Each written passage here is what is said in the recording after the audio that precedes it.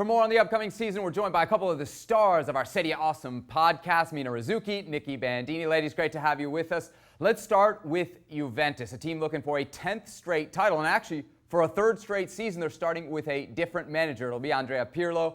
Nicky, I'll start with you. What do we expect Pirlo's Juve to look like?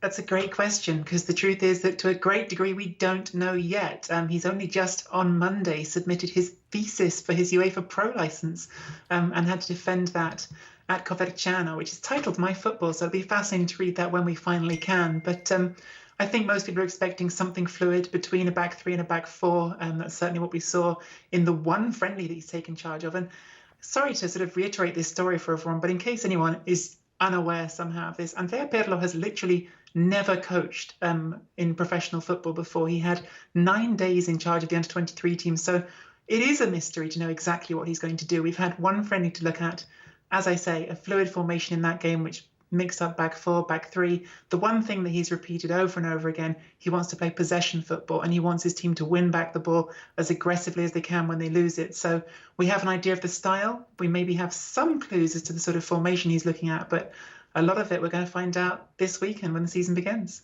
Mina, we know you in your pro-Juventus ways. How much confidence do you have in a manager who, as Nicky just explained, really has nothing to show? I have a lot more confidence than I had in Maurizio Sarri. And I know that sounds ridiculous considering Sarri came in having just won the Europa League and having been at a club like Chelsea, obviously guided Napoli as well to amazing things. But the thing that I love about Andrea Pirlo is he does ooze that effortless and arrogance style of demeanor, you can say. And that's something that I thought that Juventus really lacked last season. They didn't look like the intimidating team that I'm used to seeing on the pitch all the time. You hear Juventus, you hear Ronaldo, and you're usually supposed to be scared. And yet no one was scared of Sarri's Juventus last season. They were a team that shipped goals with ease. They never looked like they really believed in themselves. I thought that they just looked confused all the time. So it's not like I want to concentrate too much on the tactics at the moment. What I want from Juventus is for them to go back on the pitch and realize that they are Juventus. They are playing for a man who commands respect. They have Ronaldo and Chiellini in the team. This should be a side whose name alone scares the opponent. And then we can start looking at tactics going forward. Look, I'm sure everybody would be thrilled to have a 10th Serie A title in a row, but this team is built, correct me if I'm wrong, to win the Champions League, especially with Cristiano Ronaldo. Is this team improved over last year's team, Nicky, and how much closer are they to a squad that can truly compete for a Champions League title? It's definitely different to last year's team, obviously moving Miralem Pjanic out of midfield. You're swapping one conductor for a very different one in Arthur. I think perhaps the biggest change that I see in it is the arrival of Kulusevski, who Juventus signed from, Atalanta via Parma in January, but left on loan at Parma for this last half of the season. I think what's fascinating about him is he's a player who covered the third most ground out of anyone in all of Serie A last season. He's 20 years old.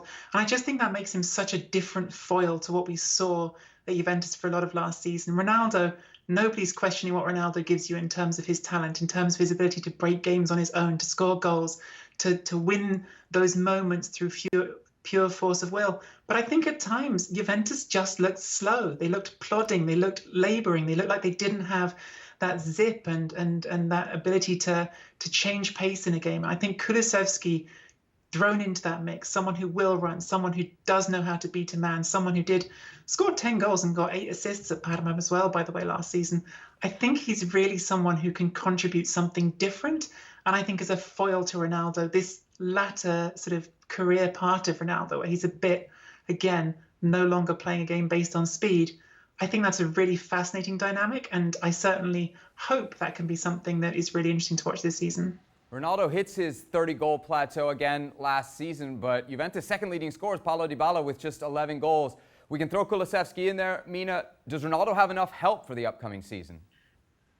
I think this is going to be interesting because Andrea Pirlo has come out and said he wants his number 9. Obviously, Gonzalo Higuain is gone. There's talks of Luis Suarez, but we don't know if there's enough time to complete that deal from Barcelona because there's things to consider. We need him to be registered as an EU player for him to join Juventus.